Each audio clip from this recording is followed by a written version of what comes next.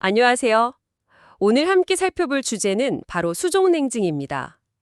보내주신 수족냉증 PDF 이 자료를 보니까요. 생각보다 훨씬 많은 분들이 이걸로 좀 힘들어 하시더라고요. 단순히 손발이 좀 시리다 이 정도가 아니라 악수하기조차 망설여질 정도라니. 네, 한국 인구의 12%나 해당된다는 통계도 좀 인상 깊었습니다. 그래서 이번 시간에는 이 자료를 통해서요, 수족냉증 원인이 대체 뭔지, 또 어떻게 관리해야 하는지 그 핵심 정보들을 한번 같이 파헤쳐 보겠습니다. 그냥 정보만 쭉 늘어놓는 게 아니라 이 자료가 어떤 관점을 보여주는지 함께 살펴보시죠. 우선 그 기본적인 정의부터 좀 짚어볼까요? 이 자료에서는 수족냉증을 특정 부위의 혈액순환 문제 때문에 체온이 낮아져서 손발이 차갑고 시린 상태 이렇게 설명하고 있어요. 네, 그렇죠. 우리 몸의 가장 끝부분이니까 아무래도 증상이 더 쉽게 나타나는 거겠죠. 맞아요. 이게 심해지면 단순히 손발 문제만이 아니라 어깨, 무릎, 심지어 배까지 좀 차갑게 느끼고 피로감이나 관절통까지 올 수 있다고 하니까 꽤 불편한 증상인 건 분명해 보입니다. 네, 맞아요. 특히 이게 여성분들한테 한 2배 정도 더 흔하고 또 40대 이상 여성에게서 많이 발견된다는 점이 좀 눈에 띄더라고요. 이 자료에서는 그 이후로 여성의 경우 생리나 출산 같은 과정 있잖아요.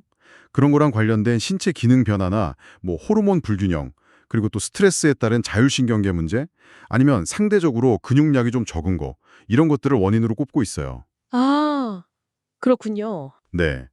그래서 이런 문제들이 그냥 손발 차가운 데서 끝나는 게 아니라 하복부 냉증이나 생리통, 생리불순으로 이어지기도 하고 심하면 불임의 원인이 될 수도 있다고 경고하고 있습니다. 남성 같은 경우에는 이제 정력 약화랑 관련될 수 있다는 말도 있고요. 그런데 진짜 흥미로운 건요. 이렇게나 불편한데 막상 병원에 가잖아요. 가서 혈액 검사나 초음파 검사 이런 걸 받아도 특별한 이상은 없네요. 이런 말을 듣는 경우가 많다는 거예요. 네네, 맞아요. 이 자료에서도 딱 그 점을 지적하면서 보통 듣게 되는 조언이 있잖아요. 운동 꾸준히 하시고 스트레스 관리 잘하세요. 이런 것만으로는 근본적인 해결책이 되기는 좀 어렵다고 이야기하고 있거든요. 그렇죠. 정말 답답할 수 있죠. 네, 그래서 그런지 이 자료가 한의학적인 관점을 같이 제시하는 것 같아요. 네, 맞습니다. 여기서 좀 주목할 만한 점은 그냥 혈액순환 안 되네 이렇게 뭉뚱그리는 대신에요. 크게 세 가지 다른 원인 패턴을 제시한다는 거예요. 첫 번째는 이제 몸의 그 난당 시스템이라고 할까요? 양기. 이게 부족해서 따뜻한 기운이 손발끝까지 잘 전달되지 못하는 경우예요. 아, 몸 전체가 좀 차가운 느낌이겠네요. 네. 이럴 땐 보통 배도 좀 차갑고 전반적으로 추위를 많이 타는 경향이 있다고 설명합니다. 뭐랄까, 몸 전체 보일러 성능이 좀 약한 상태. 이렇게 생각하면 좀 쉬울 것 같아요. 그렇군요. 두 번째 패턴은요. 스트레스나 우리가 흔히 말하는 화병, 이런 것 때문에 기의 흐름이 꽉 막힌 경우인데요. 그러니까 에너지 순환에 정체가 생기니까 정작 손발은 막 오름장처럼 차가운데 오히려 가슴이나 얼굴 쪽으로는 열이 확 오르거나 답답함을 느끼는 거죠. 그 상열화한 증상이라고 하잖아요. 아, 네네. 들어본 것 같아요. 네, 그런 상태가 될 수 있다는 거고요.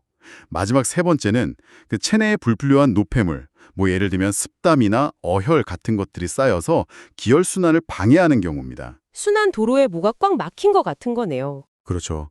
비유하자면 딱 그거죠. 몸속 순환 도로에 교통체증이 생긴 셈인데 이럴 때는 몸이 좀 잘 붓거나 생리통이 심하고 또 생리할 때 덩어리가 많이 섞여 나오는 그런 특징이 같이 나타날 수 있다고 하네요. 아, 그렇게 원인을 좀 나눠서 보니까 접근 방식이 달라질 수 있겠네요. 단순히 운동하세요 이게 아니라 내 몸이 지금 어떤 패턴에 더 가까운지 파악하는 게 중요하겠어요. 네, 맞습니다. 이 자료에서도 그래서 정확한 원인 진단이랑 그에 맞는 치료가 이루어지면 충분히 좋아질 수 있다고 강조하고 있고요. 그럼 치료와 함께 할 수 있는 관리법이나 예방법은 뭐가 있을까요? 네, 그래서 치료랑 병행하거나 아니면 예방을 위해서 이 자료가 제안하는 관리법들도 좀 주목할 필요가 있어요. 우선 그 재발을 막기 위해서 근본적으로 중요한 건 역시 규칙적인 운동. 이걸 통해서 근육량을 늘리고 혈액순환 자체를 좀 원활하게 만드는 것. 그리고 스트레스를 잘 관리하는 것이라고 강조합니다. 이건 사실 서양 의학적인 조언하고도 비슷한 맥락이죠. 네, 기본적인 생활 습관 관리도 빼놓을 수 없겠죠. 항상 몸을 좀 따뜻하게 유지하는 거. 이게 기본 중에 기본이잖아요. 보온성 좋은 옷 입고 몸 노출은 최소화하고 특히 추운 데 있다가 들어오면 족욕이나 반신욕으로 목 녹여주는 거 좋다고 나와 있네요. 네. 어떻게 보면 당연한 이야기 같지만 또 이걸 꾸준히 실천하는 건 또 다른 문제니까요. 맞아요. 은근히 어렵죠. 그렇죠. 그리고 또 좀 흥미로운 제안 중 하나는 차를 활용하는 건데요. 당귀차나 생강차, 귤피차처럼 좀 몸을 따뜻하게 하는 성질의 차를 꾸준히 마시면 속부터 데워져서 손발까지 온기가 퍼지는 데 도움이 된다고 합니다. 오, 차를 마시는 거 좋네요. 네, 또 그 배꼽 아래 단전이라고 하죠. 거기에 의식을 좀 집중하면서 하는 복식 호흡, 이것도 좋고, 아니면 뭐 생각날 때마다 손발을 자주 비벼서 마찰열을 내는 거, 심지어 손바닥이 좀 얼얼할 정도로 손뼉을 치는 것도 말초 혈액순환을 촉진하는 좋은 방법이 될 수 있다고 언급되어 있습니다. 아, 손뼉치기요. 재밌네요. 네, 일상에서 그냥 쉽게 해볼 수 있는 방법들이죠. 오늘 이 자료 덕분에 수족냉증에 대해서 정말 여러 각도로 살펴볼 수 있었네요. 뭐 정의부터 시작해서 왜 여성에게 더 흔한지, 또 진단은 왜 어려운지, 그리고 특히 흥미로웠던 게 그 한의학적인 원인 분석하고 다양한 관리 팁까지.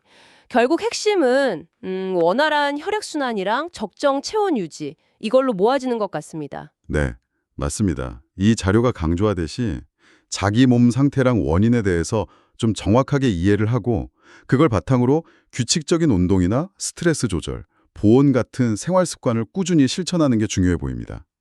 제시된 여러 방법들 중에서 자신한테 좀 잘 맞는 걸 찾아서 꾸준히 시도해 보는 게 좋겠죠. 자료 마지막 구절이 참 기억에 남는데요. 올겨울 수족냉증을 잘 관리해서 사랑하는 사람의 손을 따뜻하게 잡아주자. 이 말이 참 따뜻하게 와닿네요. 오늘 저희가 나눈 이야기들을 한번 되짚어 보시면서요. 당장 여러분의 몸을 조금이라도 더 따뜻하게 만들기 위해서 실천해 볼 수 있는 작은 습관 하나, 뭐가 있을지 한번 떠올려 보시는 건 어떨까요?